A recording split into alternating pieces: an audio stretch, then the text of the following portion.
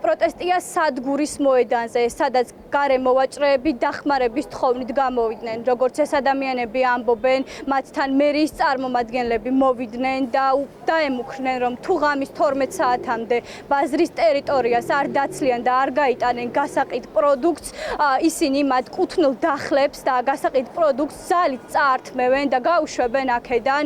Როგორც ეს ადამიანები ამბობენ, ვერ იგებენ, რას მოითხოვს მათგან სახელმწიფო, ამბობენ, რომ მათი კუთვნილი პენსია არ ყოფნით და აქედან გამომდინარე ნებისმიერ ამინდში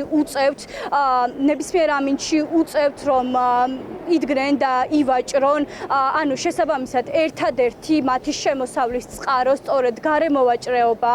ეს ადამიანები აქამდე 1 წლის წინ დამწვარი ბაზრის ტერიტორიაზე საქმიანობდნენ და იხსენებენ სწორედ ხანძრის დღეს, ამბობენ და ეჭვობენ, რომ სავარაუდოდ ეს ცეცხლი ძალით გააჩინეს მათ თავიდან მოსაშორებლად და ამბობენ, რომ ახლაც სახელმწიფოს მიზანი სწორედ მათი თავიდან მოშორებაა. გარდა ამისა, იხსენებენ 1 წლის წინ კახა კალაძის დაპირებას, რომელიც მათ ახალი ბაზრის აშენებას და დასაქმებას დაპირდა, თუმცა ამ დაპირების მიუხედავად ამბობენ, რომ ამ დრომდე არ დაწყებულა ახალი ბაზრის მშენებლობა და არ გატანილა ნარჩენები.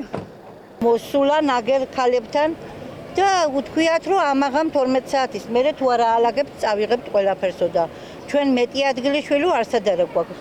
და რა ვქნათ, სად წავიდეთ, ეგაა ჩვენი საარსებო წყარო. სახელმწიფომ როცა დაიწყო ჩვენი ბაზარი, კალაძემ დაუკვირდა, რომ 1 წელში ბაზარს აგვიშენებდა. 1 წელი გავიდა და გაწმენდილიც არ არის, ბოლომდე თუ არა აშენება ხო დაწყებული არ არის.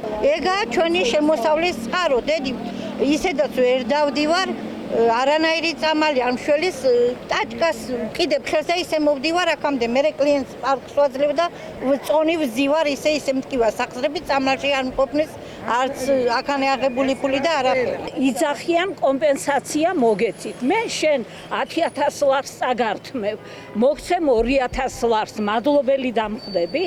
მუქარა მოდის ვიღაცა.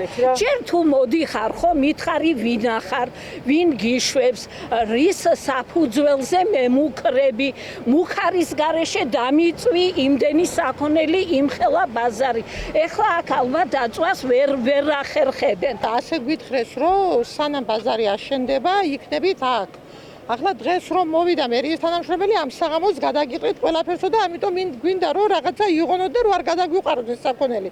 დაზარალებულს ისევ არ დაგვიმატონ ეს ზარალი.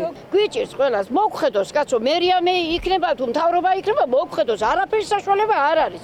მე მაგალითად ტოლვილი ვარ და რა ვქნა, საწევდე გამოსავალი არა მაქვს, სოფელი მე არა მაქვს, არაფერი არა, 45 ლარზე შვილო როგორ უნდა იარსებოს. ტოლვილი იქნება თუ ვინც არ უნდა იყოს.